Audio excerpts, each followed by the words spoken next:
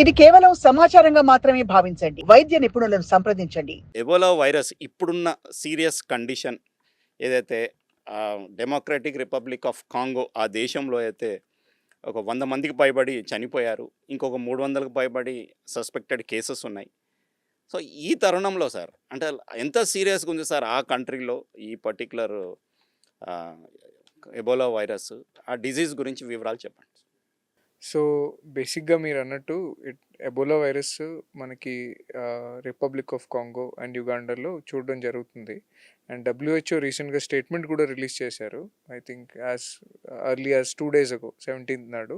Infected cases గురించి కానీ, ఇది కానీ. బట్ మెయిన్‌గా మీరు చూడాల్సిన విషయం ఏంటంటే, దీన్ని ఒక జూనోటిక్ డిసీజ్ అంటాం. అంటే సాధారణంగా జంతువుల్లో ఉంటుంది. అండ్ అది కూడా వైల్డ్ యానిమల్స్‌లో.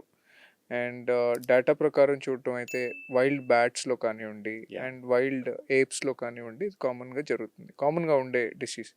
సో, మరి హ్యూమన్స్‌కి ఎట్లాగా ఇది కాంటాక్ట్ అవ్వడం అనేది, when humans dwell into forest, అడవిలోకెళ్ళి వేటాడి ఆ జంతువులు తినడం కానివ్వండి, లేదా అడవిలోకి వెళ్ళినప్పుడు ఆ డెడ్ బాడీస్‌తో కాంటాక్ట్ రావడం కానివ్వండి, or more importantly what is more relevant ఇప్పుడు ఏంటంటే, ప్రీవియస్‌గా ఇన్ఫెక్టెడ్ పర్సన్ నుంచి పర్సన్‌కి వస్తుంది.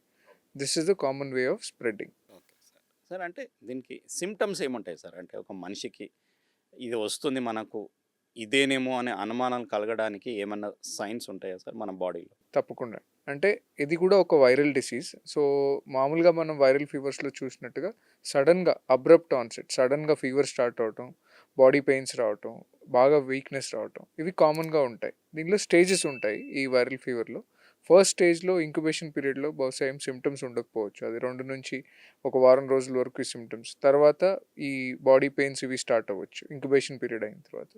ఈ ఫేజ్‌లో బాగా ట్రీట్ అయ్యి సిమ్ప్టమాటిక్‌గా సపోర్టివ్ కేర్ మంచిగా ఉండి రికవర్ అయితే ఇంతకు మించి సిమ్టమ్స్ ఉండకపోవచ్చు. బట్ ఈ ఫేజ్‌లో సరిగ్గా ట్రీట్ అవ్వకపోతే బ్లీడింగ్ ఫీచర్స్ ఉంటాయి. అంటే బాడీలో హెమరేజ్ అంటాం. హెమరేజ్ అంటే బాడీలో రక్తస్రావం జరుగుతుంది. అది మల్టిపుల్ ఆర్గన్స్‌లో కూడా జరుగుతుంది. లివర్ కానివ్వండి, స్ప్లీన్ కానివ్వండి, కిడ్నీస్ ఇవన్నీ అఫెక్ట్ అయ్యేదానికి అవకాశం ఉంటుంది. సో, మెయిన్ డెత్, మార్టాలిటీ అనేది ఈ కేసెస్‌లో జరగడానికి కారణం ఈ బ్లీడింగ్ ఫీచర్స్.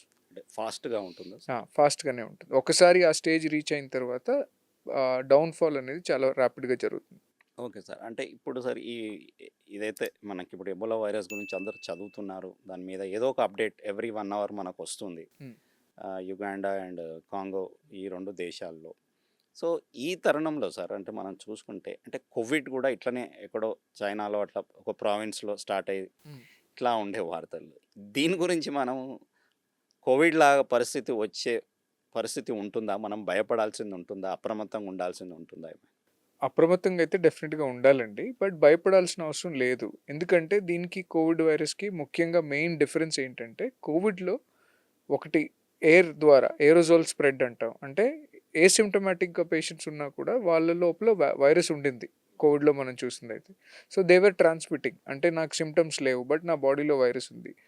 నాకు నేను నేను నా నేను పీల్చి వదిలే గాలి నుంచి కానీ, తుమ్మితే వచ్చే డ్రాప్లెట్స్ నుంచి కానియండి, ఏరోజోల్ ద్వారా స్ప్రెడ్ అయ్యేది. అది కోవిడ్. బట్ ఎబోలా గురించి ముఖ్యంగా తెలుసుకోవాల్సింది ఏంటంటే, ఎబోలా కేవలం బాడీ ఫ్లూయిడ్స్ ద్వారానే స్ప్రెడ్ అవుతుంది. అంటే close contact with infected people. వాళ్ళ నుంచి బ్లడ్ ప్రొడక్ట్స్ కానివ్వండి, వాళ్ళ నుంచి బాడీ ఫ్లూయిడ్స్, స్వెట్ కానివ్వండి, సిమెన్ కానివ్వండి, ఇట్లాంటి బాడీ ఫ్లూయిడ్స్ ద్వారానే స్ప్రెడ్ అవుతుంది.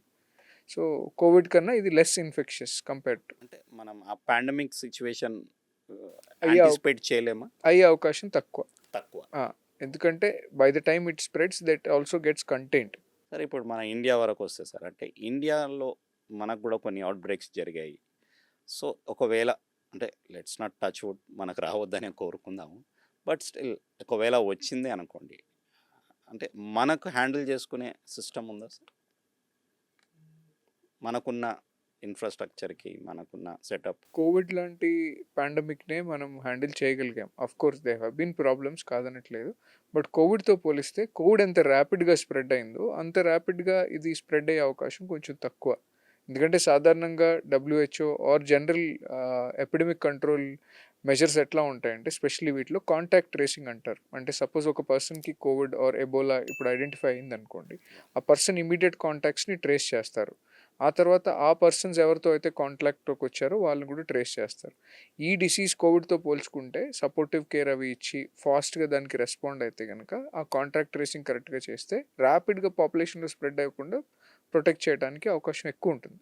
సరే, ఇప్పుడు డబ్ల్యూహెచ్ఓ ఒక ఎమర్జెన్సీ అలర్ట్ ఇచ్చింది ఇంటర్నేషనల్ లెవెల్లో. సో ఈ పరిస్థితుల్లో అంటే మన ఇండియన్ గవర్నమెంట్ ఆర్ మన ఇండియన్ హెల్త్ సిస్టమ్స్ వీళ్ళందరూ దీన్ని ఎట్లా చూస్తున్నారు సార్? అంటే how are they prepared?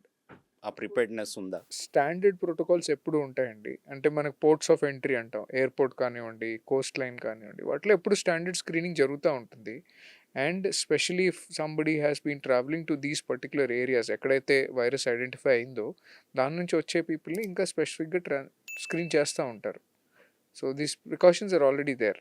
Sir, అంటే ఈ మీరు ఇంతకుముందు చెప్పినట్టు ఇది ర్యాపిడ్గా స్ప్రెడ్ అవ్వదు అంటున్నారు కదా సార్? అంటే ర్యాపిడ్గా స్ప్రెడ్ అయ్యే అవకాశం కోవిడ్ లాగా ర్యాపిడ్గా స్ప్రెడ్ అవ్వదు, తక్కువ అండి, అవకాశం తక్కువ. సో వీ కెన్, అంటే మనకున్న ఇన్ఫ్రాస్ట్రక్చర్తోని వీ కెన్ మేనేజ్ అంటారు. ఇంకా చెప్పాలంటే మెయిన్గా హెల్త్ కేర్ వర్కర్స్ ఎవరైతే డైరెక్ట్గా ఈ పేషెంట్స్ని ట్రీట్ చేయడంలో ఇన్వాల్వ్డ్ ఉంటారో, నర్సెస్ కానివ్వండి, డాక్టర్స్ కానివ్వండి, all supportive staff. And more importantly ఇప్పుడు ఎవరైనా ఎబోలా లాంటి వైరస్ వల్ల డెత్ అయింది అనుకోండి, ఆ డెడ్ బాడీస్ని హ్యాండిల్ చేసే పర్సనల్ కానివ్వండి, వీళ్ళకి ఎక్కువ రిస్క్ ఉంటుంది రాదర్ దాన్ కామన్ పబ్లిక్.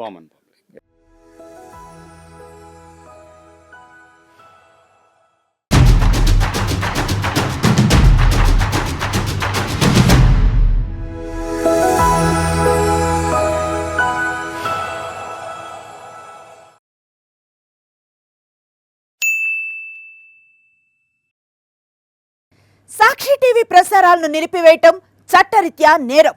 సాక్షి టీవీ ప్రసారాల కోసం మీ స్థానిక కేబుల్ ఆపరేటర్ను వెంటనే సంప్రదించండి. DTHలో ఇంటర్నెట్లో కూడా సాక్షి టీవీ ప్రసారాలను వీక్షించవచ్చు.